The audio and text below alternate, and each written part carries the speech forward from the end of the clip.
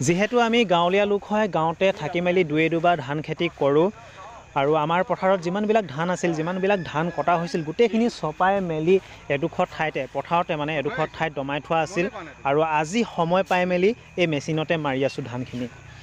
আৰু এয়া দেখিছে একেবাৰে মানে ধানখিনি বস্তাত ভৰাই গৈছোঁ মাৰি মেলি। আৰু সৌৱা আলিত দেখিছে গাড়ী ৰৈ আছে, তাতে কিছু লোকে আহি এই মেচিনটো বিচাৰিছে, তেওঁলোকেও মানে তেওঁলোকৰ পথাৰৰ ধানবিলাক মাৰিবৰ কাৰণে। আৰু এয়া দেখিছে মোৰ ভাগিন কেইটি আহিছে আৰু আমাৰ ঘৰলৈ আজি মেচিনত ধান মৰাৰ কাৰণে চাব আহিছে। আৰু মেচিনটোত ধানখিনি ভৰাই দিয়াৰ লগে লগে চালি জাৰি একেবাৰে ধানবিলাক ধুনীয়াকৈ এইফালেদি ওলায়। আৰু এয়া বৌ হয় আৰু এয়া বৰমা হয়।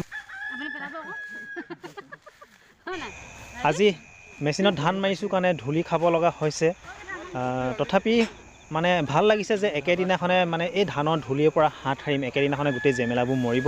আৰু মেচিনৰ এই বাটটোৱেদি গোটেই খেৰবোৰ মেচিনটোৱে দলিয়াই দিয়ে।